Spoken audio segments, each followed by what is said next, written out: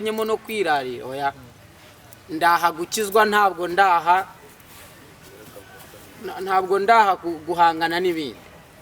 ahubwo mwebwe muzi kureba kure uyu mugabo ntabwo ari umupastori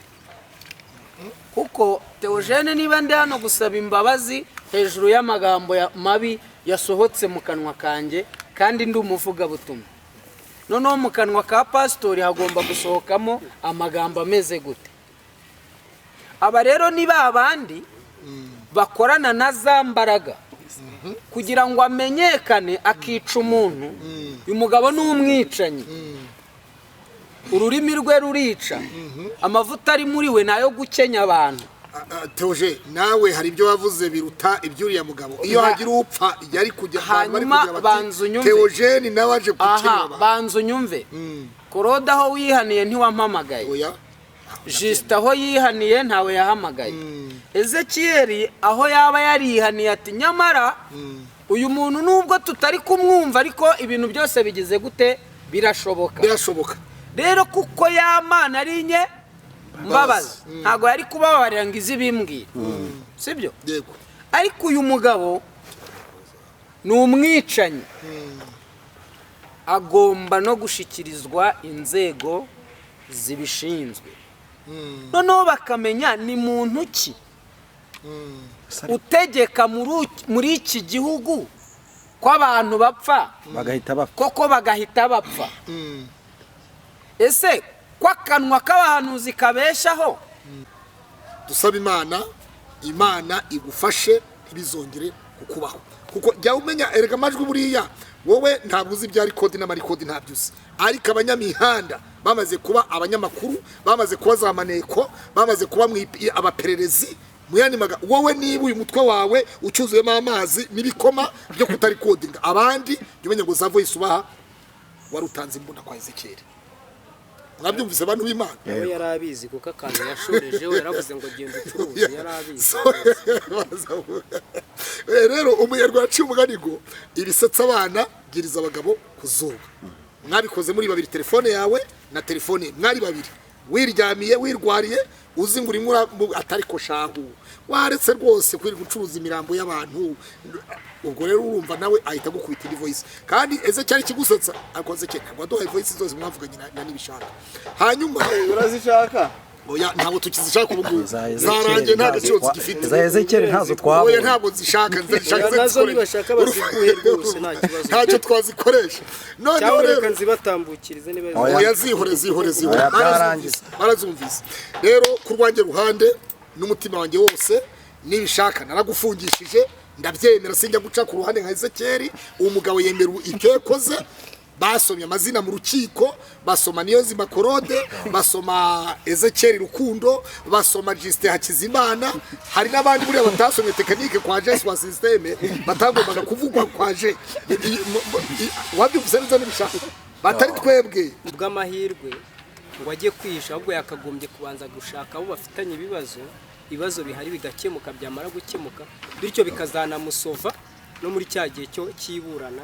ryo mu mizi kuko ntekereza ko byanga bikunda ntabwo urubanza rwarangiye ngenda nzi neza ko mu byo muri 2025 hafi aho ngaho ndumva ariho baduhaye message kari ho urukiko ruzabandi ukumva ariko ibi ni byiza kuba binabaye ko ngewe ntabwo ndi mu bantu bifuza ko umuntu yafungwa ko gufungwa k'uyu mugabo nta nyungu mbifitemo kuko urubyaro rwiwe ruzakenera sapoti akenshi nitwe dukunda gukora inkuru zishaka ubuvugizi bw'abantu bityo rero nazisanga umwana wiwe ndimo ndamusabira ubuvugizi kandi ari nge kabitera nagiye ngirana ibibazo n'abantu benshi batandukanye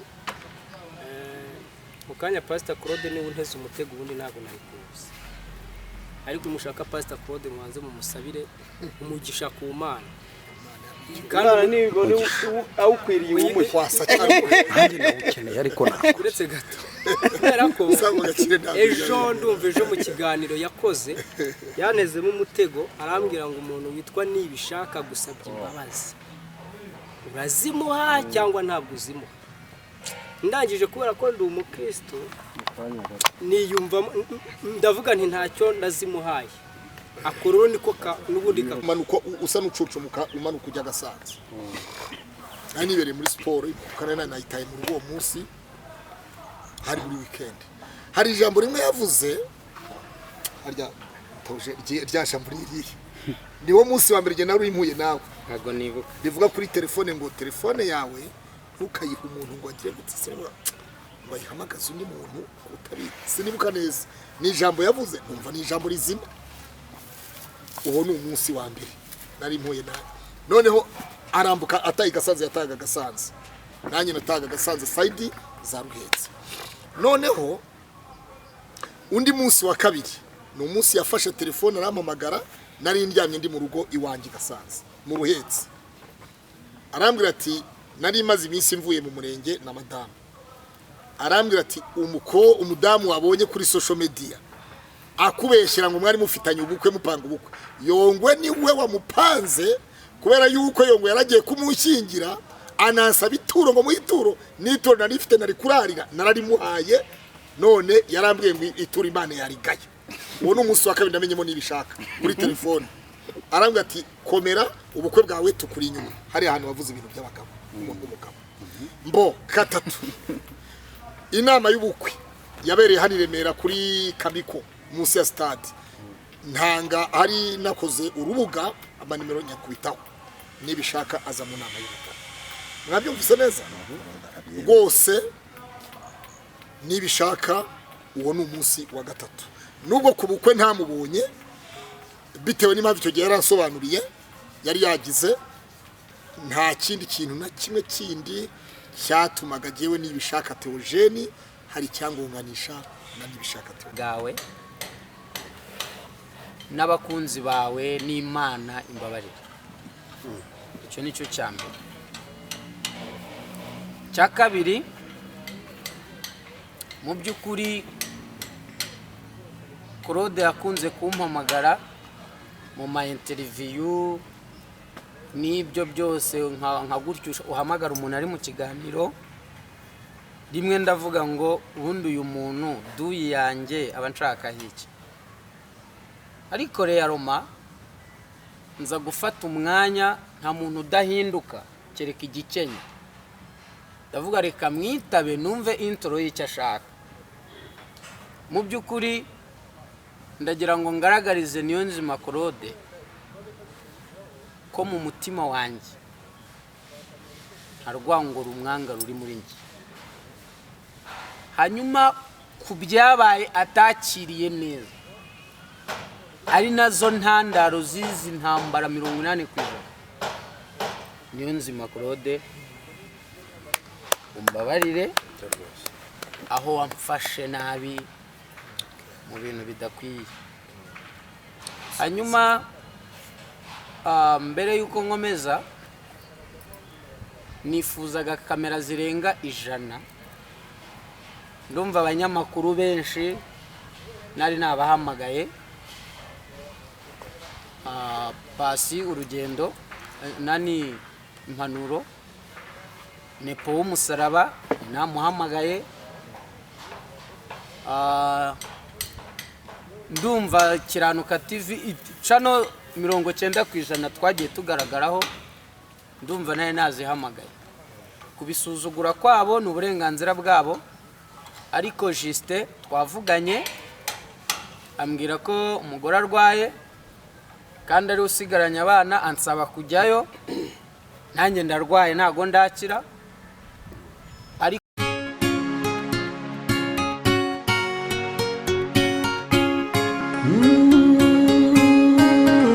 Emana we Yesu we ingoma yawe ni amamare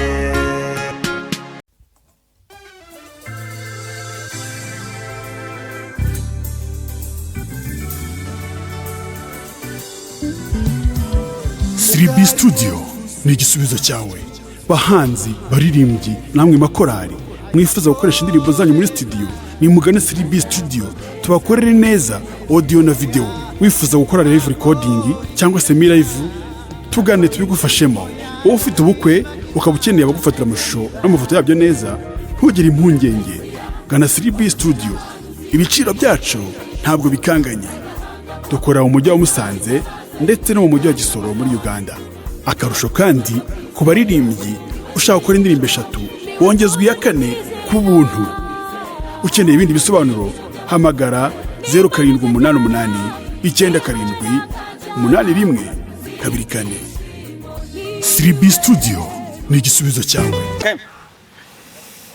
Yes, reka nizere ko mumeze neza cyane abantu badukurikira umunsi ku munsi ibiganiro byacu dukora baba bari mu Rwanda ndetse no hanze y'u Rwanda. Ndabashimiye cyane abafata umwanya bakareba ibiganiro dukora bakaduha inyunganizi z'ibitekerezo, ibitwubaka, ibidukosora ndetse n'ibitugira inama. Mwese turabashimiye umunsi ku munsi kuko hano tuba kuri YouTube ntago turi intungane, hari igihe dukosa, hari igihe tuvuga ibidakwiriye, ariko dushimira babandi badukosora binyuze muri comment, banyuze kuri nimero zacu twasize mu biganiro. Abo ndabashimiye cyane. Uyu munsi ngira ngo nakiriye abakozi b'Imana cyangwa se n'abavandimwe muri rusange tugiye kuganira. Ntago twari tuzirukanye, ngira ngo iyo mubonye iyi foto aba bantu bicaye gutya benshi baraza kwibaza ngo niki kigiye kuba, kuko ntabwo ibi bintu byari biherutse cyangwa se ngira ngo ni ubwa mbere tubona umuntu uvuye wambutse Nyabarongo akaza ukabona n'ibishaka, ukabona hirya umuntu bita Pascal. Uraza kwibaza ngo ikiganiro tugiye gukora kiraba kibanda ku biki cyangwa kigamije iki, ariko niyo mpamvu mubwiye ngo ikiganiro kirewe kirangize kuko kiragutera amatsiko kugira ngo uze kuza kureba iki kiganiro. Kwasa Claude ngira ngo ni umwe mu bantu bavuzwe cyangwa se kuri iyi mihanda batigeze bavuga rumwe na nibishaka. Murabizi neza ko ejo turi muri press conference sinzi umuntu wavuze ngo impamvu Ezekiel yakujyanye imbere mwari mwicaranye muhuriyeho ko mwafungishije nibishaka. Nyuma y'ibyo byose murabizi ni intambara twagiye tunyuramo. Umuntu bita Pascal nawe ni inshuti na nibishaka, ariko yigeze hazamwe agatotsi uko batigeze bijya mu mihanda cyane, ariko hari ukuntu nabo nazibana zitakomenya amahembe. Ibyo byose ariko twese tukamenya ko turi abana b'Imana kandi tuba dukwiriye kubinyuramo kugira ngo bitwubake binadukomeze cyane. Uyu munsi turi hano kugira ngo dukore ikiganiro cyubaka imitima. Ntago tuje mu matiku, ntago tuje gutikurana, nta muntu tuje kuvuga, turivuga twebwe uko turi hano kandi ndabizi ko ikiganiro kiza kugenda neza. Ndagushimiye cyane Pastor Claude ko yemeye gushyira essence mu modoka yo kukaza hano muri iki kiganiro. Wakoze kuza. Nakoze cyane. Nibishaka nawe ndagushimiye kuba wemeye kongera kwicara hano tugiye kubwira abanyarwanda ibintu bibubaka. Yes, murakoze. Pascal nawe ndagushimiye nk'umwe mu bantu nzi badahwema gukunda ibiganiro cyangwa se ibintu byubaka abanyarwanda. Urakoze cyane Imana igumugisha. Koro umeze neza? Meze neza cyane, ndashima Imana kandi namahoro masamasa. Ya, umuntu ashobora kukubona nakavuga ati iryo siti kubumujemo kubera ko wowe ngo niwe mwami w'amatiku barikunda. Uvuga ibyo tiko barikunda. Yego. Kandi cyo maze kubona abantu bose bakunda amatiku bari bibiganiro dukora. Yego. Bakunda amatiku. Uko byasa kose bakunda amatiku. Bose. Nukora komanteri kuri YouTube channel, afite YouTube channel, bari abadirine ngo arya channel adire yitwa n'umusaruzi. Iriya rero ni sema tiku kandi adire akaba ari nyorosho matiku, ariko diasigari batiku mu bakozi b'Imana kuturusha twese. Adrie ntabwo ajemo, ntabwo ari mu kiganiro cyacu, ariko jewe reka mbaza bikubwire nujya kuri channel ya Elize ukajya kuri channel ya Adrie y'umusaruzi Isaro TV umusaruzi uzasanga amatiku. Okay, nacho nibishaka wari umaze iminsi ucecetseho, simbizi niba ari kwa kundi bavuga ngo ifata umwanya wiherere usenge basije hirya y'imihanda kuroda eza anjana mu matiku kandi ntago ari atuzanye. Nibishaka wari umaze iminsi udahari, ngira ngo mu minsi ishize nibwo navuga ko utari worohewe mu binyamakuru kubera ko iyo umuntu ari kuvugwa nibura tukaje tuvuga ngo ngo kuvugwa ni byiza, umuntu aba ari kwamamara ni byiza, ariko nanone hari uburyo uburi kuvugaho mu buryo butakubaka cyangwa se butubaka n'abakunzi bawe. Wabinyuzemo byose uraceceka, uyu munsi uragarutse, wari uri mu biki? ari maze igihe ndwaye ariko ndimo ndoroherwa kubera Yesu. indwara yawe nayo numvishe yarabaye nayo inkuba ubwo nuko byubatse, nuko byari byubatse. iriya bavugaga niyo njyewe ntabwo nkunda kunyura ku ruhande rwose, numvishe umuntu avuga ko ngo warwaye mu myanya y'ibanga. Uko ndwaye, uko byavuzwe niko ndwaye. Ari nayo ngira ngo ntandaro yo kuba twicaye hano. Ni indwara narwaye iteza ibibazo, aho gushaka ibisubizo iteza ibibazo. Ari nayo mpamvu rero twicaye hano. Ngo hari n'uburyo umuntu yakoze ikiganiro cyo kugutabariza, ugira bamwe bavuga ngo oya baramutabariza iki ko yaje kuri YouTube kera kuki atiziganiye. Numvise hari umuntu wakoze icyo kiganiro ngenda gifite. Ntago jewe na munyamakuru nakiriye ntago yatabaje. So nyuma yo guceceka ntago abantu bari bazi impamvu ncecetse. Nararwaye ndwara ndi njyenyine nta muntu ndwaza. Emirera mpamagaye Eminyawe arambwira ati bite na amahoro, niyumvisemo kuguhamagara. Namugana ngiye maze ibyumweru 2 ndi mu nzu nararwaye. Atega moto aza kundeba mwereka ikibazo mfite. Hari abantu already kuba nafata uwo ndiwe nkamwereka Emi, ninjye nawe we afite uko yabonye indwara. Emi rero nk'umunyamakuru umwe expert ufite uko agomba gutangaza inkuru, ntago ngewe nyobora umuntu uko atangaza inkuru, ahubwo umuntu atangaza inkuru afite impamvu z'uko ayitangaje n'uburyo ashaka kuyivuga. Emi rero ntacyo yabeshye ko yavuze ndwaye niko ndwaye. So rero niyo mpamvu nari maze igihe ncecetse, ariko sinari ncecetse gusa, nari nibereye mu bihe byo gushaka ubusabane n'Imana, cyane ko hari igihe ureba ukabona hari ibyo ugomba kuba witandukanije nabyo ukaba wiheje. Na Yesu rimwe na rimwe hari ubwo yiyimaga intumwa ze. Niyo gahunda rero nari mfite. So rero nza kugongana n'ikibazo virusi kankoresha iki Kinyarwanda. Hari abantu bameze nka virusi mu bandi,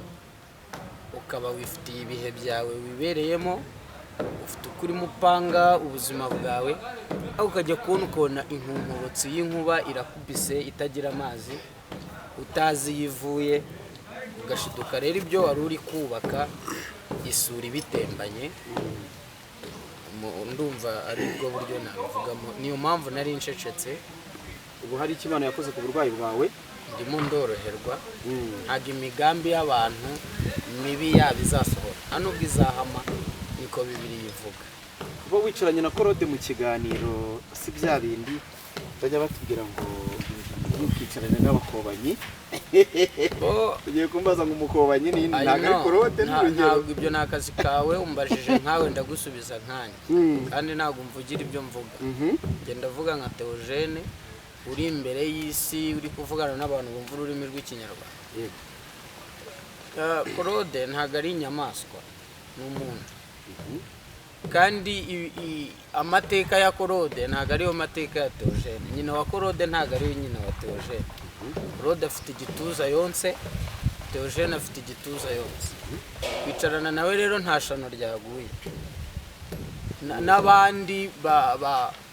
bumva ko badashobora kwicarana n'abandi, abantu bagabanye gufunga imitwe bakizwe.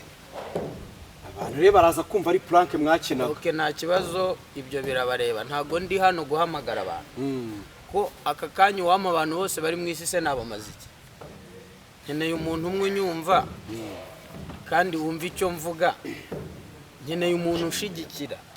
Ntago ngiye nkeneye kugendana n'umuntu unsenya. So nundusha intambwe ukansiga nzahagarara ugende wenyine, ariko nundindira tuzajyana.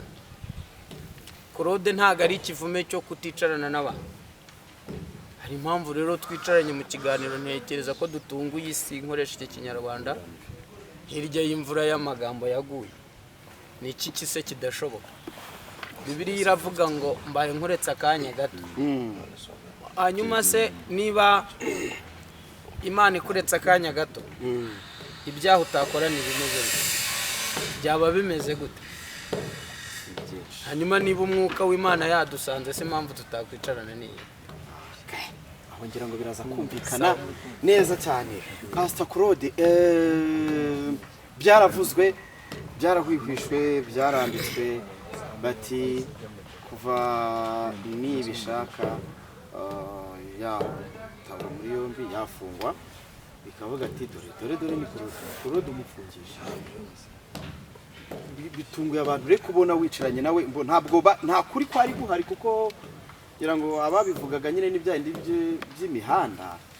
bitewe n'uburyo hari hamaze iminsi hari amakimbirane mu biganiro byakorwaga kuri social media. Ngira ngo havuzwe wowe, Pastor Justin ndetse na Ezekiel Edaheri, mwari n'abatangabuhamya muri Kiyosi na Karusi. None uyu munsi uje kwicarana no bivuga ko wafungishije, ese ni abazi uje gusaba cyangwa se gitumye nicaye hano nanjye ndacyumva ndakimenya ni Imana ikuzanye hano ngo pa. Numvise Pascal yampamagaye ambwira ko Theogene nibishaka umuntu w'umugabo ko hari icyo ashaka gutangariza isi, Yego. ko nanjye mbaye impari na Ezekiel na Justin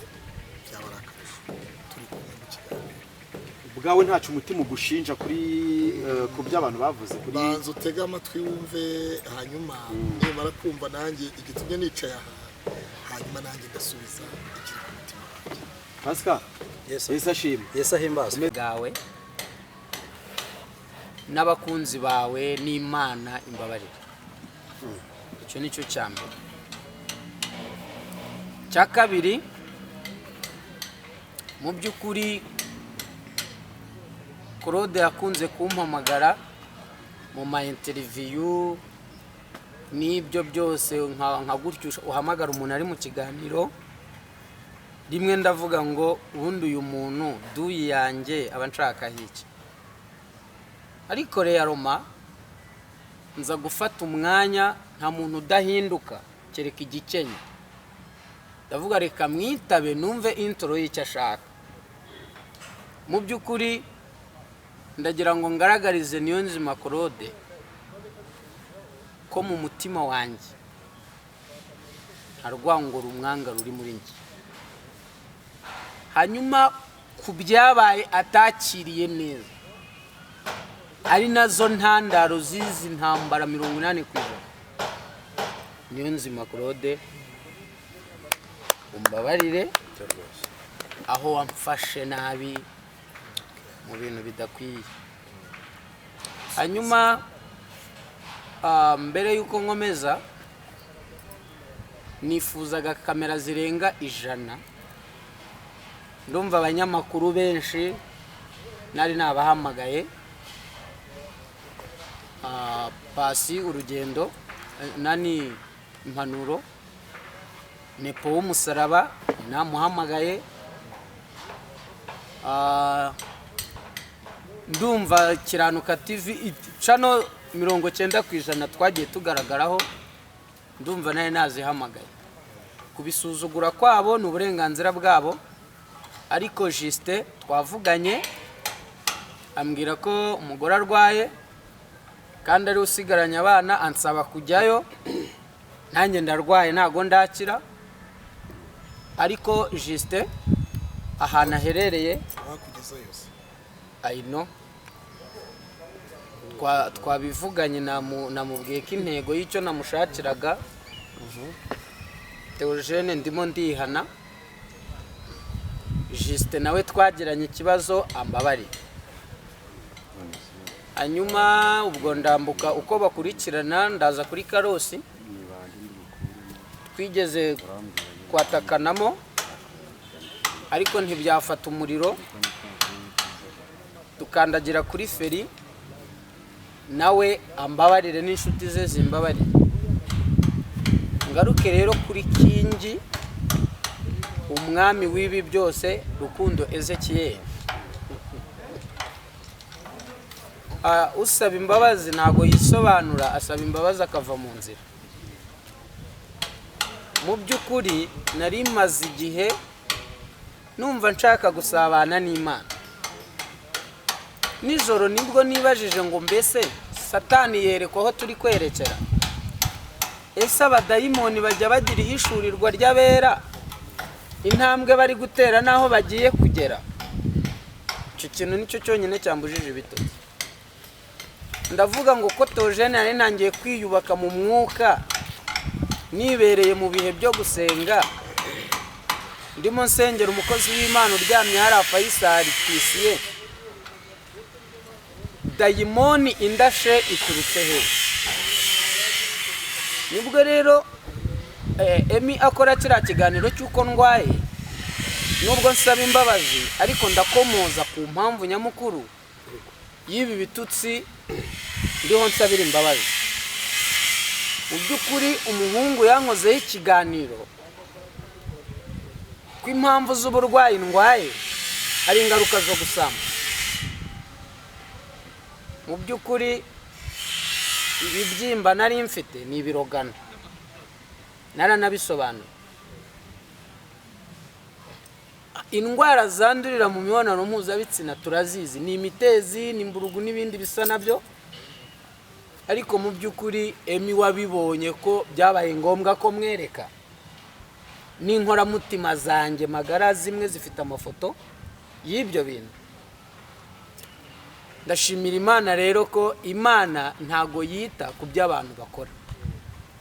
Ngiye kumva numva yakoze ikiganiro kivuga ngo mbese arabitubwira ninde nyina uri hano. Mu by'ukuri nkora inkuru Emi akora iriya nkuru, ntago muze kuyikurikirana muyumve. Ntago harimo gutabariza Theogene, ahubwo harimo kumenyesha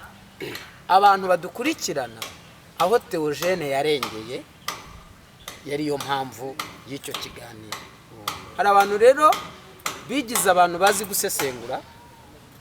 aba rero yuririyeho. Noneho ikintu cyatumye nanamuvugisha ni uburyo yafashe ifoto ya Twisiye. Warayibonye Claude? Uriya muvandimwe ameze nabi. Arangije aho kwandika ngo wenda nibishaka Theogene yateguye pranka, noneho afata ifoto yanjye ayihuza niye. Hanyuma arangije arandika ngo Twisiye arapfuye, mutabare Karosi aramwatuje. Mu by'ukuri naramuhamagaye ndamubwira nti ariko impamvu mubika abantu bakiri bazima ni iyi. Naho yahereye rero. Nge rero ntago nigeze mfata umwanya wo gukina ibyo yansubije, ahubwo we nyine yahise abyirukanka nabi. So icyo nsabira imbabazi rero ni igiki? Ni uburyo bw'imyitwarire yanjye byambyukirije kamere, nkora amahano ameze kuriya, ndamutuka. Hanyuma voice mfite harimo ivuga ngo ke ugize neza, reka nibi nabyo mbijyane ku mihanda. So urumva niba jewe naramututse prive, we akabifata akabikwirakwiza ku mbuga nkoranyambaga, already ni showbiz afite icyo yashakaga, already bitutsi yarabicuruje. So icyo musabira imbabazi ni iki? Ni igihe kirekire cy'amakimbirane, gutondagirana kwa hato na hato. Ngewe rero ndasaba Rukundo Ezekiel imbabazi, n'isi yose ibyumva, nk'umukozi w'Imana ugabura ibyayo uhagarara imbere y'abantu. Naracumuye, nagushije abantu mu buryo bw'umwuka, abantu baracumuye kubera ibi bitutsi byagaragara. Hanyuma rero Theogene uri imbere ya kamera, ntago ndi hano gukina pranka, nta nubwo ndi hano kwiyoberanya cyangwa kwishushanya. Imbabazi nasabye nazitekerejeho. Turi kumvikana? Imbabazi nasabye nazitekerejeho. Ezekiel yaje. So rero mu magambo make,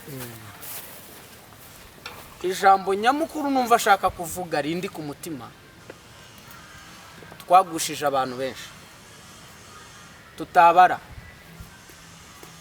Hano wari ugifite guyo kutwumva, manitse ikiganza ukuboko kw'iburyo, ndasaba Imana imbabazi n'abanyarwanda. Hanyuma ndagaruka ku muvugizi w'itorero ADPR Izayi, ambabarire, ubu butumwa ndabizi buramugeraho. Hari ikinyarwanda nkoresheje kivuga ngo amavuta arashukana. Ushobora gutunga amavuta kuyakontorora bikakunanira, ariko agateza ibibazo. Amavuta yaranshutse bituma ndenga urugero rwo kubikontorora, nataka amavuta atakwiriye guhangarwa. Uko yaba ayoboye uko ariko kose, aka kanya niwe Imana ihaye ADPR kuyobora, ambabarire. Hanyuma abakristo ba ADPR aho muherereye hose ku isi, abambonye nka mayibobo nk'utararezwe, mumbabarire kubw'ikibazo cyavutse hagati yanjye n'umubyeyi wanjye Izayi, umushumba wa ADPR. Ndagaruka rero kuri paruwasi ya Gasave, ari naho nakiriwe. Nabo bambabarire, ndabizi ibi bintu biraza kubageraho. Imyitwarire yose itarabaye myiza muri social media, tukumva ko turi abahanuzi, tukumva ko tufite amavuta ari hejuru, Imana y'amahoro imbabarire. Kandi n'abakristo bo mu itorero ADPR bambabarire, by'umwihariko umuntu wese wakomeretse kubera n'ibishaka Theogene aho aherereye hose, sinamenya ngo ni bande bangana iki, bambabarire. Hanyuma ngize amahirwe rero, Rukundo Ezekiel ageze hano, biragorana gusaba umuntu imbabazi utamureba, uko yaziguha uko ariko kose muri kumwe, ariko biruta kumuhamagara kuri telefone. Ndumva mwamunyakirira. Rukundo Ezekiel, uri umugabo wubatse utunze urugo, ntago byampiriye ari nazo nkoni nkubitwa, uko byaba bihengamye uko ariko kose mwararanye. Ndaha rero nk'umuntu washenye, ariko kandi udakwiriye gukubitirwa impamvu nashenye. Nta mfura y'ibyago ibaho, ariko nta n'umuhererezi wabyo tubona bizi. So rero ndagusaba imbabazi mukozi w'Imana, mbabarire ku bitutsi ejo bundi nagututse, ariko nongere mvuge ngo mama pastori ahantu herereye nzatuza nkugezeho, umbabarire imbona nkubona. Murakoze, ndumva mwamunyakirira. Yego urakoze, Imana iguhe umugisha cyane. Biba byiza kura nta kintu icyo bita kuri uyu mugabo. Imana ishimwe kumwicara. Ngewe kubona iyi foto muri batatu, ubwo wenda nabivuze imbere utari waza, iki cyonyine ni igitangaza cy'Imana. Niyo nta kintu mwavuga umuntu akabona mwicaranye gutya, ahita avuga ngo nta kintu cyane ni Imana. Ibi bintu ni Imana ibikoze. Korode we ntazi ukuntu yisanze hano, bashidutse yicaye hano, ibitangaza by'Imana byamuhomekeje Nyabarongo na Karumuna, yisanga hano muri Ararume. Ni ibintu byiza cyane. Wowe usabwe imbabazi, nje numvaga ahubwo ari mwe mwakamusabye imbabazi kuko mwamufungishije. None samugakire vana marangamutima mu kiganiro cy'abantu. Koro ndi kubaza, ntago uri bunyobora uburyo mbaza. Buretse munyamakuru ahagara hagati na hagati vana marangamutima. Reka nkore ku mpande zombi. Buretse ntabwo twaje guhamba imbwa my friend. Ngenda kora ku mpande zombi. Turabagabo dufite ibyatuzanye hano. We kandi cyakabiri Heruti Korode ntabwo uri bumbwira ibyo mbaza kuro. Aha buretse none sasa. Reka mbaze ibyo bintu byaravuze. Tabaza genda ibariza kamera njye ngirira te. cyangwa mvemo usigara ubaza ibyo abandi bintu ariko njye byaravuzwe. nuvuga ibintu bitajyanye by'ububwabwa kubera icyo simbyemeye utari gushaka ko ntabwo naje mvuga ko kwicara byavuzwe oya ko banza wumve mwamufungije niba ushaka ko niba twicaye hano ese nicaye hano kubera iyihe mpamvu uri gusabwa imbabazi. okay noneho reka mve mu kiganiro hasigarize cyenda nibishaka kandi wazisabwe ahubwo wazitanze. none se wowe cyambere Reka tubanza twiyumvire se Kiyeri. we kandi akuburiye umuhigi bwa Ariko ubundi korode wandetse nkibariza ubundi ko atari we mbajije wandetse nkabaza se Kiyeri ko ari wowe wari kuri rokete ejo. Rokete nanjye kumwita ngo rokete kubera safi ariko kandi samu ndamutanga oya ngo wankozeho inkuru nanjye ntegereje kuyumva. oya ntayo narekuye Murakoze cyane cyane abandi ntabwo ndayivuga Yego rateze Kiyeri ako buri akari kanyuzemo korode nta na rimwe tujya twumvikana mu biganiro abambuza kumubaza kandi ngo nicyo mbereyeho. ngewe mbazwa ibyo ushaka kumbaza Yego rata. byose nkabisobanura uko miyumva kuko social media ntabwo ndi umwana muri yo ku buryo nayoberwa ku ibyo nsubiza kandi ku buryo nyobeye imitego y'abanyamakuru kuko nanjye nyitega abandi. Ntabwo uyu mugabo ngiye nigeze mufungisha Byaravuzwe nanjye niko mvuze. ababivuze ibyo ngibyo birabareba ariko nge ntabwo nigeze mufungisha kubera ko igihe cyose ibiva mu kanwa kacu bizatugaruka tujye tumenya ko ari akanwa kacu kabikoze ahubwo atari abo twakoreye ibyaha babikoze. Ndi no mu bantu uyu nguyu bashatse no kumugira imbabazi igihe dosiye yiwe yari iri muri rimwe uri kumva ariko mu gihe cyinshi namuhamagaraga nge naramuburaga ako kantu wenda niba nasabye imbabazi aze kuza kugakosora kuko ushobora kwitwaraho umuntu umwikomo nyamara ari gushaka kukugirira neza. Ushaka mufitanye ikibazo n'umuntu yaguhamagara erega murarikodingana nicyo kibazo. Nta kibazo kurekodingana ntabwo ari ikibazo nimwe mwabitwigishije. N'uyu mugabo witwa Imana Irahari TV yego nigeze kuvuga nti ntabwo uyu mugabo yagakwiriye no kuva muri gereza ku bw'amahirwe ngo ajye kwihisha ahubwo yakagombye kubanza gushaka abo bafitanye ibibazo bihari bigakemuka byamara gukemuka bityo bikazanamusova no muri cya gihe cyo kiburana ryo mu mizi kuko ntekereza ko byanga bikunda ntabwo urubanza rwarangiye ngenda nzi neza ko mu byo muri 2025 hafi aho ngaho ndumva ariho baduhaye message ko ariho urukiko ruzabanza kumva ariko ibi ni byiza kuba binabaye ko ngewe ntabwo ndi mu bantu bifuza ko umuntu yafungwa ko gufungwa k'uyu mugabo nta nyungu mbifitemo kuko urubyaro rwiwe ruzakenera sapoti akenshi nitwe dukunda gukora inkuru zishaka ubuvugizi bw'abantu bityo rero nazisanga umwana wiwe ndimo ndamusabira ubuvugizi kandi ari nge kabitera. Nagiye ngirana ibibazo n'abantu benshi batandukanye mu kanya Pastor Claude niwe unteze umutego ubundi ntabwo nabikuzi ariko umushaka Pastor Claude mwanze mu musabire umugisha ku Mana kandi nibone awukwiriye umufasa cyane nanjye ndawukeneye ariko ntabwo uretse gato kubera ko ejo mu kiganiro yakoze yanezemo umutego arambwira ngo umuntu witwa nibishaka gusabye imbabazi urazimuha cyangwa ntabwo uzimuha. Ndangije kubera ko ndi umukristo niyumva ndavuga nti ntacyo ndazimuhaye akororo niko n'ubundi kakomeza kugenda kagaruka se ko umuntu yumvise ko wamusabye yagusabye imbabazi wazimuhaye. So uyu mugabo rero wavuze yuko ari twe twakagombye kumusaba imbabazi ariko mu bibaye byavuzwe ari byo niko nkuru n'ibiganiro ngewe ku giti cyanjye nagiye ngaragaraho nkora nasesenguraga ibyiwe ubwe yizaniye kuri iyi mihanda haba ari byo mperaho nsesengura. Nta munsi n'umwe nigeze ninjira mu buzima bwiwe bwite bidashingiye ku mateka y'ubuhamya bw'ibyo yagiye yitangira ariyo mpamvu ngewe nta mutima ucira urubanza nigeze ngira. ejo bundi ndumva ari nacyo kiganiro gishobora kuba cyararikoroje haye igiti cyanjye nari murwaye akantu bitewe n'amagambo yavuze igihe cy'isenyuka ry'urugo rwanjye ndi umukristo ntabwo nyankunda guhisha kuko igihe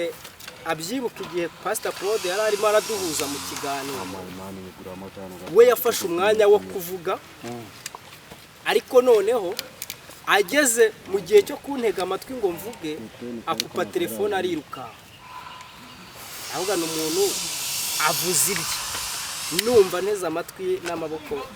n'amatwi yawe ariko ngeze kuvuga wenda ngo nanjye mvuga n'umujinya wanjye cyangwa uburakari bwanjye ahise yiruka ni icyo atinya ubwo rero ntabwo byari kuba byiza mbonye yuko hari ikindi kiganiro asohoye avuga ko arwaye nabwo naramwandikiye ndamubwira mwaramutse neza arambwira ati ndashima Yesu ndamubwira nti nagira ngo umpe ikiganiro tuganire kuri biriya ubwo nibyo nari nabonye we rero yakoze navuga ko yakoze ikosa ryo gutuma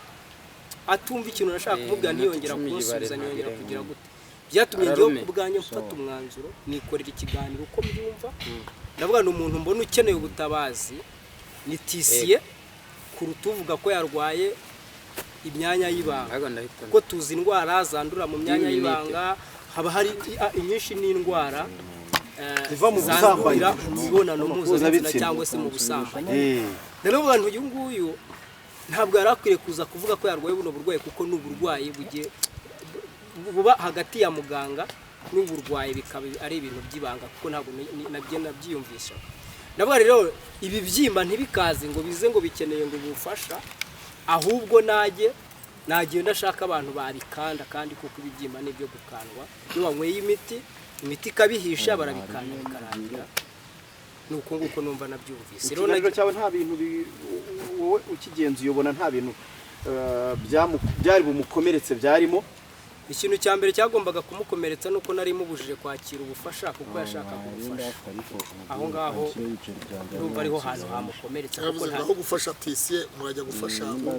ariko nta bufasha nasabye aho hantu niyo ntuza nabibona noneho nagiye kubona mbona ku mugoroba kuri WhatsApp aranyandikiye kuko akurikira status zanjye ampereza voice note ayimpaye numva uburyo abizanyazanya uburakari none arongera ndamubwira nti nta bwoba mfite ntabwo njya nterwa ubwoba n'umuntu ndaramubwira nti niba uhaze jya guhagira ahandi njye ntimukaze mumbwira ngo ndashonje nimurangiza muze kumpagiraho numva akomeje kuzana ibindi bitutsi igihe bitutsi ntacyo ndi mu bantu bamenyereye ibitutsi ahubwo ikibazo cyajemo ni ukuvuga ngo uzasenga Imana ituza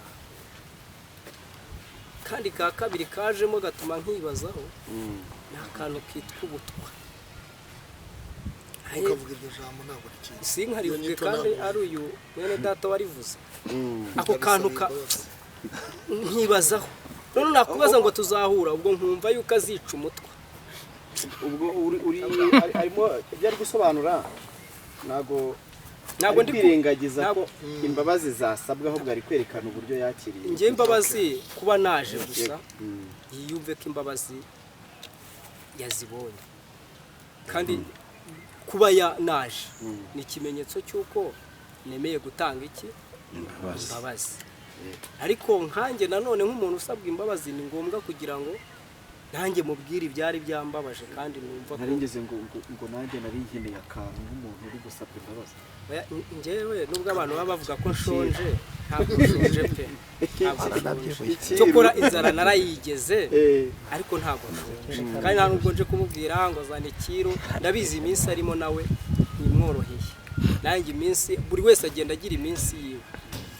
nimworoheye kubera iki aho ngaho ugiye kwinjira mu buzima oya ararwaye uratuma okay naringize mu minsi y'ubushobozi kugira ngo nubwo twabikoze twabyirengagiza ntabwo twabyirengagiza yuko yavuze ko arwaye wumva ari mu minsi naringize mu bijyanye n'amafaranga kandi agiye no kujya kureba muganga ahubwo abantu bamushyigikira icya kabiri ibyo bintu mbyumvise mu by'ukuri ibintu byantushije ku mutima numva ndambiwe ikintu cyitwa agasuzuguro cy'abantu bakomeza bambona n'inzara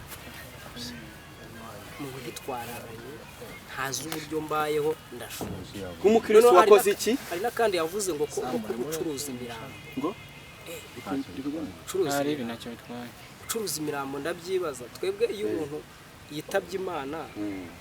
dufite ibitangazamakuru ni byiza ko dufite ibitangazamakuru cyangwa se ama YouTube ducishaho ibitekerezo by'uko twumvise ibintu ariko ntabwo bisobanuye ko ari imirambo tuba turi gucuruza ngewe uburyo mbisesengura abacuruza amasanduku ntibakongera kuyabaza ari ibyo wajya kubirenganyiriza abacuruza amasanduku ukajya kurenganya n'abacukura imva kuko mujya mu biciro kugira ngo baguhe aho ushyingura uwawe rero izo mvugo zose ni imvugo zitigeze zinezeza ku buryo no kuba umutima wiwe wamukomanze nanjye ukankomanga n'aba bamanira hari bagatangira kumvugisha iyo yumvugishije uri pasiteri ho biroroha cyane kuruta ko wamvugisha urundi muntu usanzwe nanjye numvaga nari namaze gutangira gufata ibindi byemezo nari nkubajije akantu ngo nk'umukristo wowe umaze kubona ibyo bintu byose wakoze iki nk'umukristo icyambere buri yo wumvise umuntu avuze ngo ngaho muzahurira utangira kugenda wazinze direct ako kanya ikintu cyambere ugomba gukora no gusohora bya bintu yavuze nge nahise mbisohora kugira ngo isaha n'isaha tuzi n'impanuka zibaho ntashobora gupfa mu kanya nk'ako guhumbya ariko iyo wabisohoye n'iperereza babona aho riza kuza kubishyira kuri YouTube ariko wari ukwiye kujya kuri RIB wenda kuri RIB kwa ndumva ntabwo wari ukiri umukristo si byiza kwita wirukanyira kuri RIB sibyo mu by'ukuri RIB dufite hari ibibazo byabaye hagati yanjye nawe n'ubundi ndongeye gusubizayo ibindi ese byagaragara gute iriya voice note yari iremereye yakohereje kuki utagize impungenge ko umuntu nakubwira ati niduhura none dore uranizanye none se ubu Kisekedi ka uravuga ngo azarasa Kigali wabonye yayirashe inde Kisekedi ka uravuga ngo nzarasa Kigali wabonye yayirashe erega buriya kuba ubyibushye ntabwo ari igisobanuro cy'uko wahita ufatirana umuntu uko biri kose bivuze ko nawe wari witeguye mu mitsi nditeguye n'ubu naje hano ubona niteguye n'ubundi ntabwo erega urabanza ukaza ugasuzuma narenze ko muri abakristo murwanisha Bibiliya none ukristo se wari bigeze bakubwira ko Dawidi yakase igihanga cya Goliyati akoresheje Bibiliya yego shabite byaho yavugaga hari ibintu tugomba kuzajya twitondera kuko nk'ubu nanjye ndi umuntu ushobora kumbwira ngo aho tuzahurira nkahita ntangira izindi nzira nanjye zo kuguhiga mu bundi buryo ngiye uzanyatakamo nanjye nkaba ari bwo ntangira ariko hirya y'ibyo hari ubukristo budukomanga twese yego ngewe rero uyu mugabo reka mutangarize ntabwo mwanga si mwanga ku buryo namwifuriza gupfa si mwanga ku buryo namwifuriza gufungwa umugabo nga aseka imbohe nigeze kujya kumurega igihe najyaga kumurega igihe nagiye kukurega narakubonaga washishikaye njya mu kumurega nagejejeho ikirego hashize iminsi 3 nanjye nitaba ikindi kirego cyanjye wacyumvise hari apana papa kiyo undi muntu wari wandeze bamureze nawe ari noneho nta muntu ugira YouTube utajya nitaba dosiye yanjye umugenzacyaha hari uburyo areba muri ntuza agahita abona yuko nawe wagize gute nawe ufitemo umuntu wareze aravuga ngo Zekiye warareze none nawe barakureza ndavuga ntibibaho ariko ntabwo narembye ati none se urabigenza gute ndavuga nti ngende uva ikintu ngomba kubanza gukora mbere na mbere si uko ngomba gusaba imbabazi uwandeze ahubwo ngomba kubanza gutanga imbabazi uwandeze kubona reze none namara kumenya ko imbabazi zakiriwe nanjye nkazibona gutangira urugendo rwo gusaba iki imbabazi buri urebye igihe dosiye y'uyu mugabo nge namuregeye urebye igihe we yafatiwe ndumva dosiye yanjye yaramazemo nk'amezi 3 narabwiye umugenzacyaha ushinzwe kubikora ndavuga ngo zarakibore wenda nuko yaje gufatwa bikaba ngombwa ko nubundi nabyo byongera kubyukiramo ariko mu by'ukuri ntabwo dosiye zacu n'abapasa Claude arizo yego nazo zabaye support wamuregaga iki Cege namuregaga kuntangazaho ibihuha agamije kunyangisha rubanda kuko nk'ubu ngubu muri societe ikintu cyose yavuze ko uzasara nyamara ejo bundi abantu baravuze ati byo yaguhanira ngo birasohoye yaburetse buri kintu cyose nkoze kuva igihe yatangarije iryo jambo uyu munsi nibwo natangiye kugaragara nk'umusazi nibwo natangiye kugaragara nk'umunyenzara ubundi nta muntu watinyukaga kuntuka ariko kuva icyo gihe abantu baratinyutse barantuka bambona ukundi kuntu mu nkuru nari nsanzwe nkora bazibona ko nzikora ngamije gukora ibintu bibi cyane ku bantu kubera bwa buhanuzi bw'iki bw'ibisazo urumva nangiye narangiritse ibyo yaguhanuye nta kimwe kirasohora by'ibiki ibyo yaguhanuye by'ubusazi se ibyo yaguhanuyeho byose none se ubundi ibyo yahanuye we muzi mwabonye byasohoye mu byo mwumvise by'ubuhanuzi bwose ni ibiki birimo ariko tugenda tubona bike oya ntabyo ahereye ku byawe ntabyo nta na kimwe yego twikomereze kuko ntabwo twigire ku mbabazi nizo turiho hanyuma rero naje kumuhamagara ngiye icyo gihe namuhamagara kugira ngo tuvugane wapi mbona yuko ari umuntu ukaze rwose udashaka kutwumva ndabyihorera mpandoringa dosiye yanjye ngeze amahirwe dusabana imbabazi n'uwo twari dufitanye ibyo bibazo ndabirangiza nyuma yaho rero nibwo nagiye kumva numva yafunzwe bantumizaho aho kuri parike niba ari kuri sinzi ahantu bantumijeho tugerayo ngazi ibyanjye ndababwira nti nge niteguye kuba namubabarira isaha n'isaha nta kibazo nyuma rero tukajya dukurikirana urukiko aba bagabo tugahura bakatuganiza kandi ndumva Imana irahari yawe umuhamya nta magambo mu kanwa kanjye yigeze agaragaramo yo kuvuga ngo nibishaka niba mufunga n'igihe urukiko rwafataga umwanzuro wo kuvuga ngo turamurekuye akurikiranwa ari hanze ndi mu bantu bagaragaye kuri YouTube nabandi nashimishijwe n'umwanzuro ubutabera bw'igihugu cyacu bwafashe n'abantu benshi babiteraho komantera n'ibyo byahagurukije intambara hagati yanjye n'uwitwa Karosi nayo yaje kurangira bateze ikiri ni ibyari ntabwo ari ukujya hanyuma rero kuri iyi nshuro ngewe n'umuryango n'abankurikira nushaka ubunyanga cyangwa ubukunzi njyewe nasabye imbabazi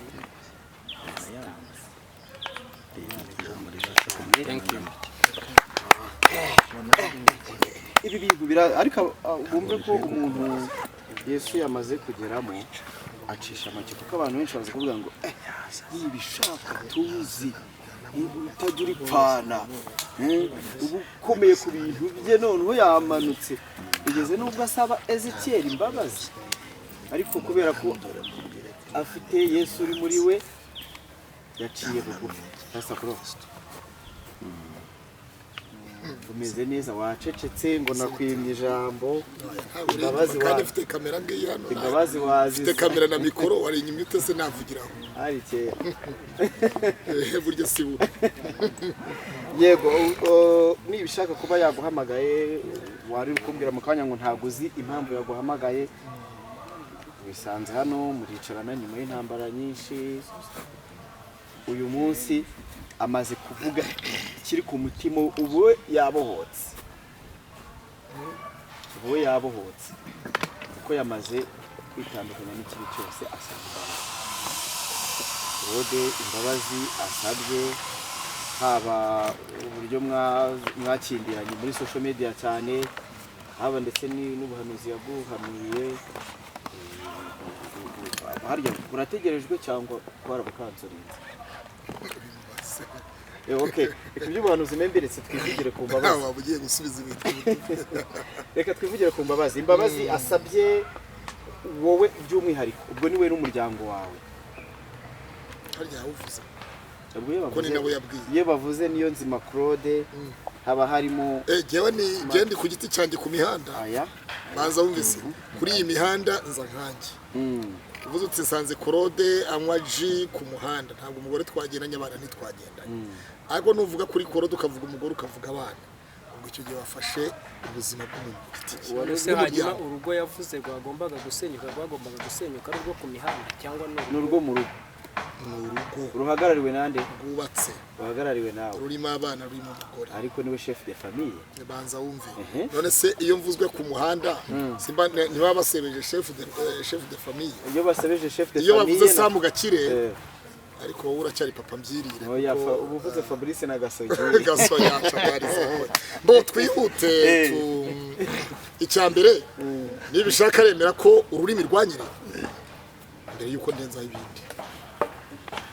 ko yigeze avuga ngo ntazigera avuga ko ururimi rwamunyereranye amagambo yose yavuze waranyereye rwanyire nyine banza wumva twemereye cyangwa ibintu byose yabisabye waragereye hari ikintu numva nifuza Ezekiel buretse hari ikintu numva nifuza kuko twese turi abakristo numva ntifuza yuko hagira imitego tumutega kuko nawe ni mwene data ngo tumuprofite muri ibi niba tumuhaye imbabazi ndumva nifuza ko nawe yabaho hari ikintu kiba hirya y'imbabazi ntasigare atabwa ahantu icyo kintu numva nifuza hirya y'imbabazi nta kindi gihari tumubabarire nawe akore nk'umukozi w'Imana ariko ibintu byo gusiga umuntu amutabye ahandi hantu ntabwo mbishaka turi kuri korode reka twumve ku rwanjye ruhande nibishaka namumenye mu mwaka w'2023 ye nibwo namenye nibishaka nababwiye ngo buriya iyo ushaka kugira ngo ugaragaze ko imbabazi zigomba kuba zifite aho zituruka sinigeze mpurana n'ibishaka ngo tugirane ikibazo cyo aricyo cyose namenye nibishaka 2023 mu kwezi niba ari ukwa kabiri ibintu nk'ibyo hari mu mibyizi niyambariye ngire gukabutura nari nambaye tiriningi nkuye hano hakurya iwanjye gasanze ku ruhetse hanyuma dukubitana hano mu ibereshi ndimo ndamanuka ndi kumwe n'umupasiteri witwa Alphonse Papa de Bor yaramberekeje turi babiri twigendera n'undi mu mama w'umudivantiste bari bagize ibirori ku rusengero rw'abadivantiste rwo mu ibereshi hanyuma rero no kubwo twari duhagaze hariya kuntuze kukamanuka usa n'ucucumuka umanuka ujya gasanze nari nibereye muri siporo kandi nayitaye mu rugo munsi hari buri weekend hari ijambo rimwe yavuze harya tauje rya jambo riri niwo munsi wa mbere je nari impuye nawe ntago nibuka rivuga kuri telefone ngo telefone yawe ntukayiha umuntu ngo agire gutsesera bayihamagaza undi muntu utari sinibuka neza ni ijambo yavuze numva ni ijambo rizima uwo ni umunsi wa mbere nari impuye nawe noneho arambuka atayi gasanze yataga gasanze nanjye nataga gasanze side za ruhetse noneho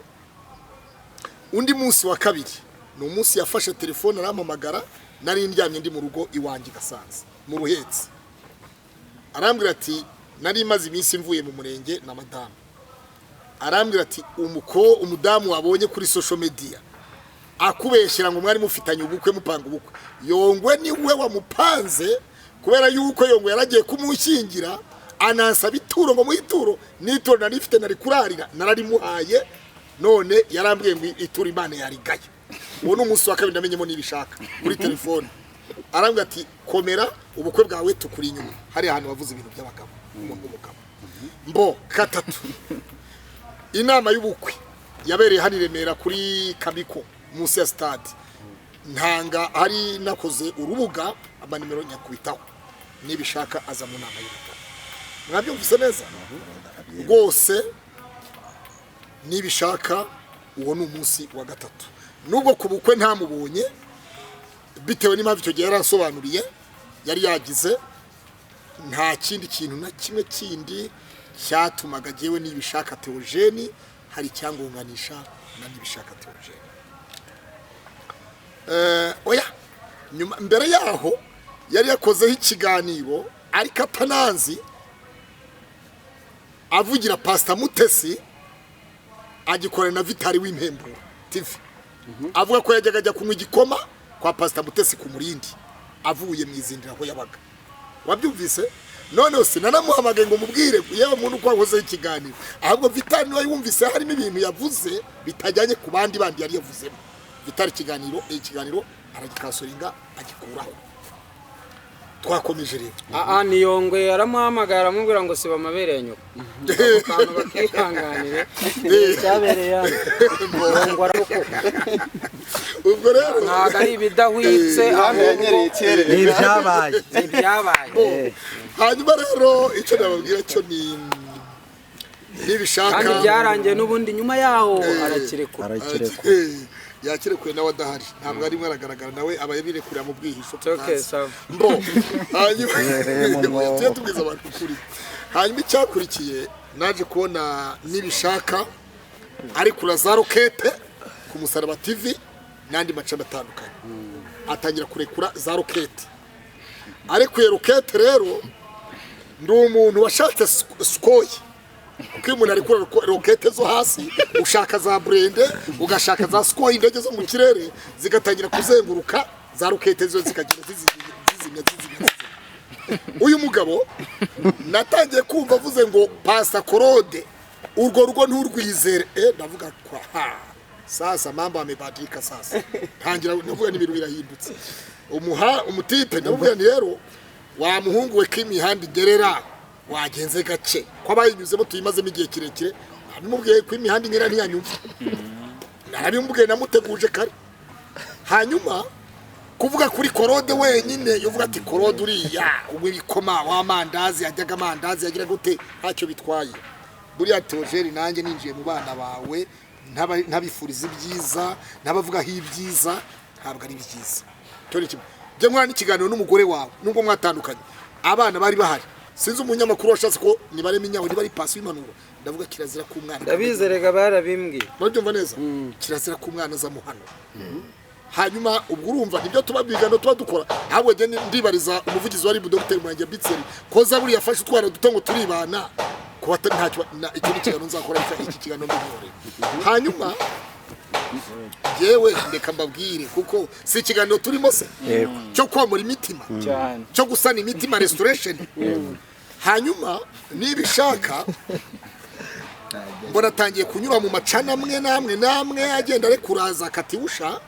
ndangije ndavuga ndo sasa mwana petit nataka nikuonyeshe barabara jinsi ilivyo pere kuko imihanda igenda urumva hanyuma Ezekiel yo muntu wagiye kurega nibishaka Gesta agiye kurega nibishaka dosiye iragenda kubitangire ngamezi 3 niba ari na Karosi yagiye kumutanga buhamya Juste aragenda ararega mwabyumvise neza Juste bukeye asaba imbabazi wangiriye inama ya mbere yo kurega ni Karosi urumva jewaho sinari bwagaragara muri zo dosiye nari nyire kuri za rokete ndekura za skoye z'ibiganiro urumva uribuka twanakoranye ikiganiro samu gake ndavuga nti we wabazimu rwo bazimu bagufatiye hano mfata fanta ni fanta nyimeniramo hano umunyu ndavanga nti uko mbanze gutya niko Imana muciye ndamuciye muri ibiganiro kandi byahise biba mu minsi mike mwabyumva neza hanyuma akanwa umunwa ni mwiza ariko ni namu ururimi rwiza kandi ni rubi niba bumubwiye yaravuze ngo ntazigera avuga ko ururimi rwamunyeranye ariko ururanyere kuko nanjye icyo gihe nari navuze ngo mbamona iki nazagimageragere birangira agiyeyo ndavuga niyo bavandimwe nimumbabarire ururimi rwanyereye ururimi nibisha ururimi ntugatinde kunyira ku ururimi ruzakunyerana nejo unyere nejo muri unyere ahubwo rutuye mu mazi Dawidi yanyereye cash ariko Imana iramubwira ngo kubandi bakubanjirije n'abazaguheruka Dawidi hawe uzamukiranutse nkawe imbere yanjye kubera ko ururimi rwaranyeraga akagaruka agasaba imbabazi noneho rero ku rwanjye ruhande nibyo kuko natanze ikirego nibishaka mbona yogeye kuvuga ku rugo rwanjye kandi nari mfite ibihamya n'ibimenyetso byinshi buriya rero reka mbabwire nubona ko u Rwanda ari igihugu gitoya ariko kihagazeho gifite intwaro gifite abazi kuzirwanisha gifite gahunda gifite tekinike zose zishoboka Kongo ntubona ko ari nini nigeze numva umugabo avuga yiyamamaza ngo namara gutsinda ngazaruhukira i Kigali ntiyabishobora byibuza no kurenga imipaka metero 200 za Gisenyi cyangwa za Kamembe ntiyabishobora wabyumvise neza metero 100 zingahe hari bintu oya ari yura ko umuntu kugenda kwegere kugira ngo ufate neza rero ibintu byose igihe cyose umuntu uteguye intambara ugomba kumenya ngo ariko iyo ntambara witegure kwinakuzimira watse umuriro witegure kukuzimira rero nibishaka umuriro umuzimiyeho yateguye intambara umuriro umuzimiyeho kubwo umuzimiyeho rero nanjye kuva uyu munsi ntangaje ngo vita imeisha baguhamagare mu rukiko ryari ntabwo ntibikurikirana n'ibiki rwose ntacyo nkubaza ntacyo nkurega ntacyo na kimwe niba uvuze uti urugo rwa je nushaka uzavuga ati Pastor Claude na Musanzaga ibyo ntacyo bigutwa kumvuga izina ryanjye binwaye ndo ku mihanda ariko umugore abana icyo ni kizira kikazirizwa ubwo n'uburenganzira bwabo shemesha hano ku gipangu hindi ryana so rero kubwiyo mpamvu ngaruke nk'umuntu nanjye umujyana mu kirundi umujyana mwita umuhanuzi ibyakubayeho by'amajwi ushobora kuba wararyamye ukarota uryamanye n'umugore ntawe ufite mu gitondo ugahamagara Noheli muhungu wanjye asiya naguhuza mu benure sura utari utabenuka sigasiya sinuze siribuyu ibyo wabivuze nk'umuntu w'umusore cyangwa se w'umugabo utagira umugore. Hanyuma ikindi cya kabiri Ezekiel nawe ntiyakubaniye muri aya majwi ariko wowe ubwawe ndahera kuri wowe ubwawe abakuzi ahanje mu buhanuzi mu bujyanama. Ezekiel ndaje mugaruke ndaguhera wowe ntabwo wabaye umuntu w'umugabo nyamugabo ngo urinda ururimi rwawe nk'umuhanuzi urinda ururimi rwawe nk'umubwiriza butumwa abakubonye nk'umubwiriza butumwa abo wahanuriye birashoka twe nta ibyo wavuze byose wahanuriye ntabyo twabonye byasohoye ariko ubu harabo wahanuriye byasohoye hari abakuzi nk'umuhanuzi pe uko byasa kose wemere nibishaka ntumwemere mwemere simwemere ariko hari abamwemera uko byasa kose hari abamwemera tubwizanye ukuri rwose hari abemera nibishaka bamwemera nk'umuhanuzi yahanuriye bigasohora yasengeye bagakira ariko warwara ibibyimba ajya kwa muganga kandi muganga nawe n'umuhanuzi wo kumukiza. Yego ibyo tujye ariko muganga akeneye ni amafaranga nyine mani atari amafaranga ibindi byose ntibiyakora akeneye ituro. Rero nibishaka wakoze ibintu by'ububwa Ezekiel ndakora ububwa bwo kuduhereza amajwi muri social media mwese ntimwabaye abakirisitu bivuze ntawe mbogamiyeho ngo Ezekiel ni wa Korode ngo nge nta wakana kamfite mwese murabavandimwe muri inshuti rwose. Ezekiel yarafite umubabaro n'agahindura byumva kandi teka umwanzi wawe iyo uzi ko umuntu mutavuga rumwe ugomba gushaka intwaro inyundo yo gukugira gute yo gukubita wabyumvise nibishaka. Rero warumuhaye wowe cyambere wafashe amasasu ufata imbunda ubihereza uwo wita umwanzi wawe mwabyumvise rero iyo ereri cyangwa se ako kantu kakubayeho dusaba imana igufashe ntibizongere kukubaho kuko jya umenya erega amajwi buriya wowe ntabwo uzi ibya rekodi n'amarikodi ntabyo uzi ariko abanyamihanda bamaze kuba abanyamakuru bamaze kuba za maneko bamaze kuba abapererezi muyanimaga wowe niba uyu mutwe wawe ucyuzuyemo amazi n'ibikoma byo kutarikodinga abandi umenya ngo za voice ubaha warutanze imbunda kwa Ezekiel. Mwabyumvise abantu b'Imana nawe yarabizi kuko akantu yashoreje we yaravuze ngo genda ucuruze yarabizi. Rero umunyarwanda aciye umuganigo ibisetsa abana giriza abagabo kuzuba mwabikoze muri babiri telefone yawe na telefone mwari babiri wiryamiye wirwariye uzi ngo urimo atari ko shahu waretse rwose kwiri gucuruza imirambo y'abantu ubwo rero urumva nawe ahita gukubita voice kandi Ezekiel kigusetsa akoze cye ntabwo aduhaye voice zose mwavuganye na nibishaka hanyuma urazishaka oya ntabwo tukizishaka ubu zarange nta gaciro zigifite za Ezekiel ntazo twabonye oya ntabwo zishaka nazo nibashaka bazikuye rwose nta kibazo ntacyo twazikoresha none rero nzibatambukirize niba oya zihore barazumvise. Rero kurwange ruhande n'umutima wanjye wose nibishaka naragufungishije ndabyemera sinjya guca ku ruhande nka Ezekiel umugabo yemera ikekoze basomye amazina mu rukiko basoma Niyonzima Korode basoma Ezekiel Rukundo basoma Justin Hakizimana hari n'abandi buriya batasomye tekinike kwa Jesu wa systeme batagombaga kuvugwa kwa Je wabyumvise neza n'ibishaka batari twebwe twese twari turi iki ko twebwe n'inzara twicaga kibagabaga hari abandi za vewiti wabyumvise neza. Rero ahubwo wowe ushimire Korode nahagaraga hariya nkavuga nti giye baroreka njyeyo byibuza ntangaza hari abataratangaje bagufungishije rero buriya kubwira ubundi uyu mutwe wawe wuzuyemo ibintu byinshi Imana yawe kuvuzaho ibintu bikomeye byatanje ubu rero noneho tangira ivuga butumwa ryawe rishyashya amavuta mashya ijambo rishyashya magara Justin wajye oya ndamuhamagara hanyuma amagara na Justin vita imeisha umuswari yavuze ngo vita nani huyu anakuja hapo nani huyu mutokesha bazi izina rya Yesu satani hano daimoni kare kaduteye mu kigo hano amafuta pasha satani ntabwo yagera hano satani hawezi kukanyaga kandi ndatangaje turwamagana ninde ni Juste ni Juste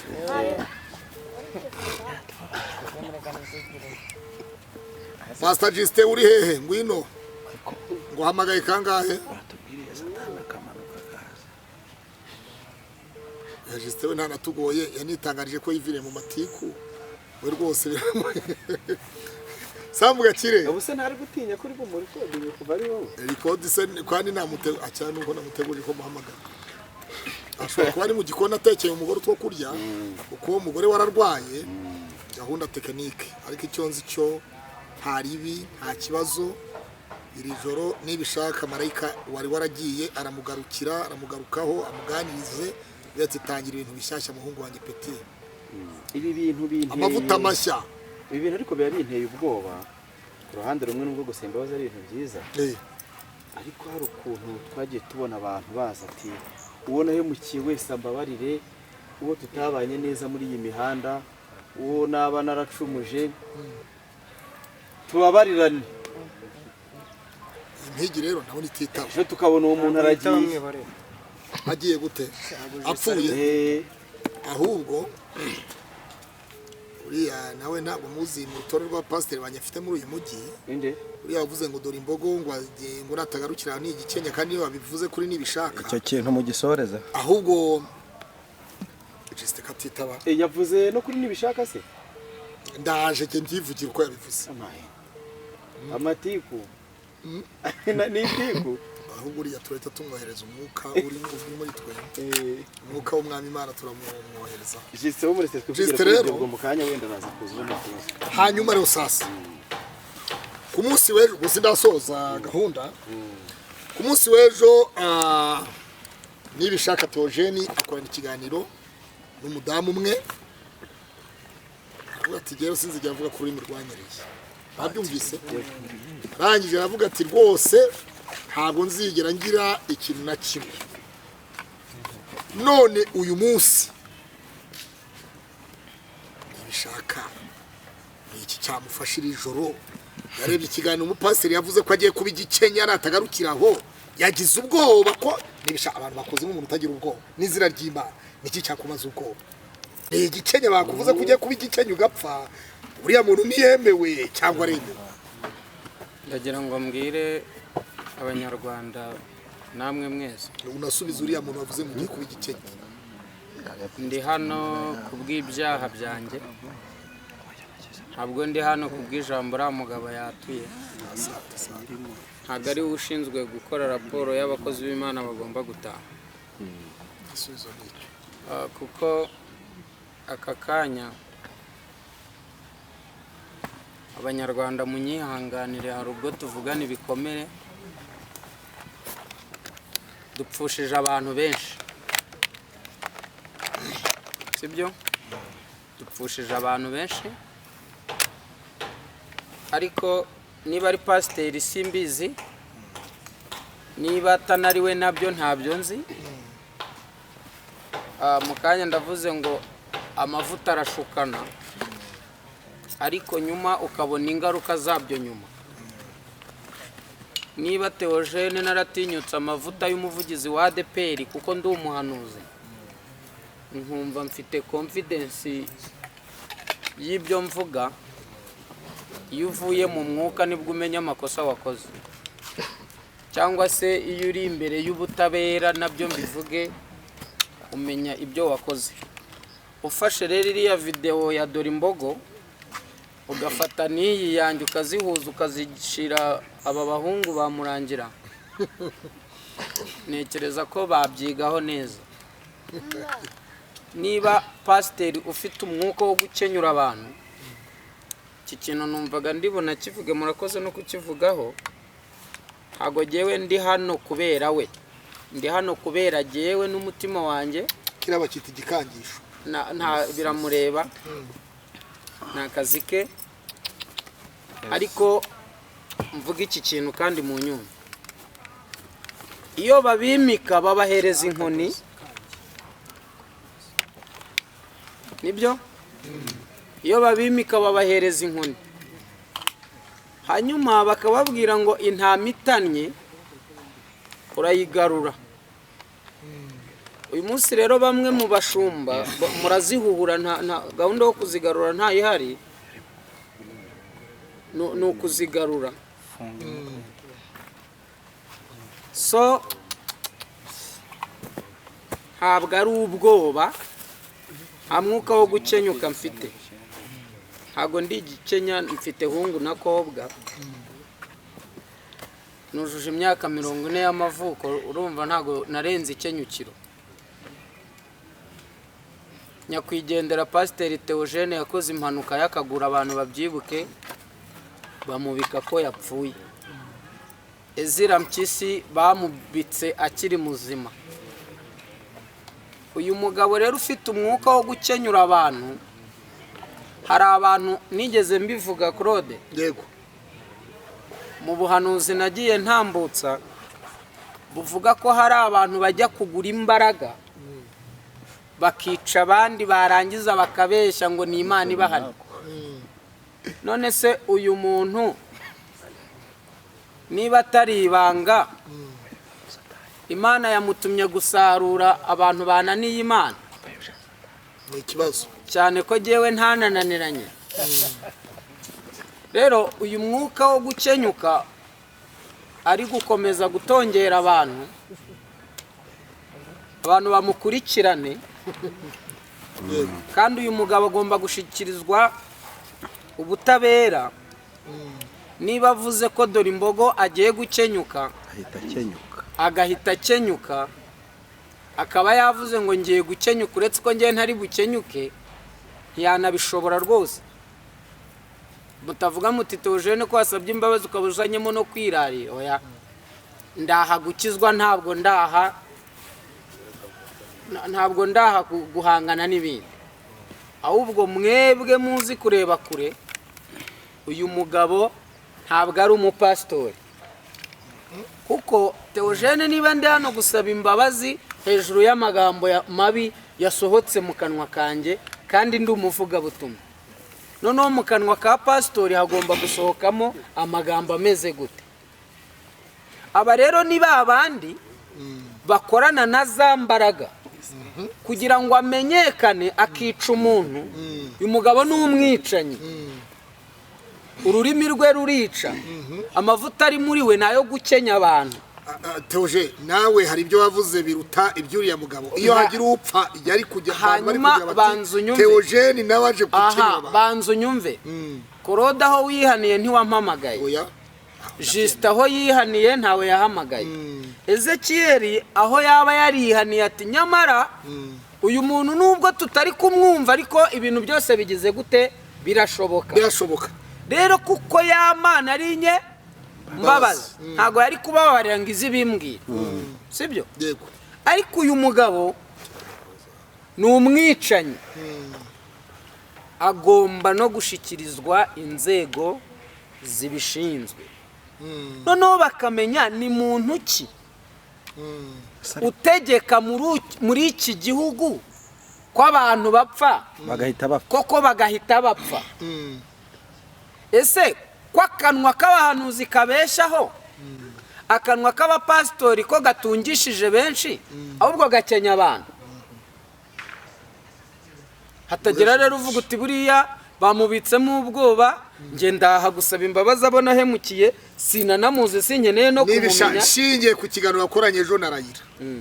nkashingira uburyo wahamagaye ibitangazamakuru uyu munsi ukimara kumva kira kiganiro noneho nanakubwiza ukuri nta nicyo nari numva shora kuba wagize mu mbokoro niba turi hano hari ikintu ngira ngo tuganireho twese dufatikanye twe kuba nk'abantu bifuza ariko uzi kuba igikenya ukunda reka nsoze icyo nari ndiho mvuga ibibazo tubirangize niba turi hano gusaba jewe ni nkanjye nge ndi hano nkanjye sindi hano nka Claude hano ubwo ndi hano nk'undi muntu ndi hano nka Theogene wagushije imitima y'abantu b'Imana kandi ndahagukizwa ntabwo ndahangiye kwiyoberanya cyane ko niba hari n'ibintu bibi bibaho nuguhora imbere y'abantu ngo mumbabare sibyo kwicarana nawe bifite icyo bivuze muri social media kwicarana na Ezekiyeli ku bahanga bazi kureba bifite icyo bivuze nibajya mu mwuka baramenya icyo bisobanura ariko nibajya mu mubiri nta kintu bari butoremo uyu mugabo rero wadukanye imyuka yo gukenyura abantu ahubwo ijisho rizi kureba rimwiteho rimurebe sibyo nta mana yamutumye gucyura abantu nta nubwo ari umunsi w'imperuka ku bakozi b'Imana niwe niba adashoboye gusengera abantu batanye ahubwo akatura umwuka wo gukenya abantu uyu muntu bivuga ngo ni igikenya ahubwo bamukurikirane bamenye bashishoze ni muntu ki akorana n'izihe mbaraga sibyo yego urakoze ari ikintu nshaka kongeraho Theogene ikintu nshaka kongeraho uyu mwuka yadukanye niwo nawe wadukanye ahubwo nagira ngo tuze gufatikanya ahubwo tumusengere kugira ngo iyawugukuyeho oya ntago nadukanye umwuka wo gukenya abantu urukundo ari gusabana imbabazi sibyo no narahanuye jewe ntago naje ntegeka ngo Ezekiyeli kenyuka turagira ngo biratandukanye nayo mpamvu byatinze gusa nayo mpamvu byatinze ubu hanuze uyu mugabo afite indi myuka ari gukoresha uyu mugabo mureke nawe tuzamushake nawe Karosi tumwegere yavuze kuri mu bantu bagiye kukwitana jewe sibyo nshaka kuguha ikiraka tuzakurikirana na Nsanga uyu mugabo mbere yuko nambabariye nkajya kwa muganga reka tuze yego reka tusoze dusoze ndumva nifuza ko uyu mugabo mbere yuko twatura yuko akwiriye gukurikiranwa n'ibiki ahubwo akwiriye kwegerwa n'abakozi b'Imana nabo bakamuganiriza kandi ari pasiteri yego oya kuba ari pasiteri ariko yaganirijwe bamanira hari bagiye batuganiza twese nabo nibafata ibiraka byo kubanza kumuganiriza ahubwo bamushake bamutuzanire adusobanurire impamvu nabyo birashoboka ariko gutahaho nta munsi umuntu atazataha ubwo ndabyita byo kubyita gupfa rero umuntu nazajya azano kuri izi mbuga akitakuma tujye tumurebera mu mashusho abiri mu ishusho ya mbere yo kumenyekana mu gihe bya bindi yavuze bisohoye mu yindi shusho ya kabiri tumurebe mu bwiyemezi siko bimeze bakozi b'Imana yego kuko umuntu navuga urupfu kuri uyu muntu wumve ko wa muntu napfa bazajya kumushaka kandi nanapfa akaza akobana ni fiyeri yabyo ibyaha tubishinje nanone abantu b'abanyamakuru babona umuntu apfuye bakajya gushaka wa muntu nibo bamupromotinga ntaza babaye ahubwo akaza ari fiyeri ku muntu yapfuye reka nshimire buri umwe wese nari narasoza jewe njye nakubabariye ku giti cyanjye kandi nta munabi nta kindi rero ndashaka kujya kwa muganga byiza wenda mwakomeza niba mufite Theogene navuze ariko umusozo sinawutanze Bibiliya iravuga ngo hahirwa abanyambabazi kuko aribo bazazigirirwa kandi buriya ubugabo butagaruka bubyara ububwa iyo umuntu yaroye imbwa akabona ko atari imbwa akagaruka akagaragaza ubugabo nyabugabo nibishaka rwose ubugabo bwawe nibwubahwe kugaruka kwawe bihaye agaciro madamu wanjye ahari ubyumve abana babyumve inshuti n'abavandimwe babyumve ntabwo uri umwanzi wanjye aho utari umwanzi wanjye mu ntangiriro wifuje no kuntahira ubukwe nubwo bitagushobokeye bitewe n'impamvu wari wagize rwose n'umutima wanjye wose nzamuye ikiganza cy'ibumoso ikibuno kiragufasha yewe ndakubabariye nugira ikibazo uzampamagare nugira ibyiza uzampamagare rwose kandi pe buriya nta n'umujinya ngira nta n'inzika ngira buriya ibyanjye byari uguhuragura buriya gena nyuma y'iminota inga ikiganiro kimaze kwa prodingo ukampamagara uti hari ibintu numvise bitashoboye nagikuraho kuko inyungu za views zatuma umutima wawe ukomereka kurushaho ntacyo byabitwaye rero sinigeze nk'uboroka warabibonye sinanabikora kandi nagiye nkuvugisha kenshi kugira ngo numve ese uri amahoro bimeze gute rero abagandi baravuga mu banyankore ngo rukundo egumeho urukundo rugumeho murakoze cyane hari akantu nshaka kongeraho iyo umuntu yihaniye abantu ntabwo biba bivuze ngo niwe wenyine wakosheje birashoboka ko natwe cyangwa ngewe hari aho yabonye akabona yuko nanjye nabanga kubwo kutihangana no kubw'amarangamutima y'ibiganiro nge nabonaga nanjye nkagira ibindi nkora kandi nabyo nawe byamugiraho ingaruka nawe bikerekana ko hari ibyaha namukoreye ku ruhande rwanjye aho namubangamiye aho ariho hose. Imana ibabarire, Imana itubabarire, kandi nanjye aho nabangamye babarire n'abadukurikira babonye ko tuhaguruka naho nimufata tamunira abafata tamunira umugisha zake haguruka mukore ibyo ngibyo tubifate gusa bigomba ibyo mubikureho gufatana mu biganza muze kurya bahagare una side